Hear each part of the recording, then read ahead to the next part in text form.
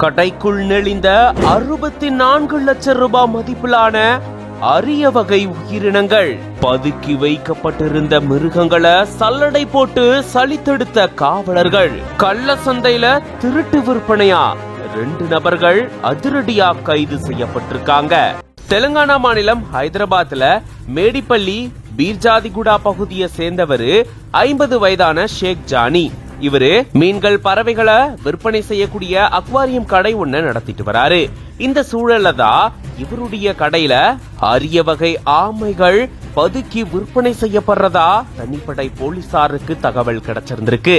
அதன்படி போலீசார் இந்த கடைக்கு போயிட்டு சோதனை செஞ்சு பார்க்கும்போதுதான் அங்க நட்சத்திர ஆமைகள், சிவப்பு காது ஸ்லைடர் ஆமைகள்னு இந்த அரிய வகை ஆமைகள் இருந்திருக்காம். அதை தொடர்ந்து பிடிபட்ட ஷேக் ஜானி கிட்ட விசாரணை மேற்கொண்டதுல பழைய மலக்பேட்டை பகுதியை சேர்ந்த MT ராஜ் அப்படின்றவரு தன்னுடைய அக்வாரியம் கடையில இதே போல அரிய வகை ஆமைகளை பதுக்கி வச்சு விற்பனை செஞ்சது தெரிய வந்திருக்காம். கிட்டத்தட்ட 64 லட்சம் ரூபாய் மதிப்பிலான 281 நட்சத்திர ஆமைகள், 160 சிவப்பு காதுகள் கொண்ட ஸ்லைடர் ஆமைகள்னு இது எல்லாமே பறிமுதல் செய்யப்பட்டிருக்கு.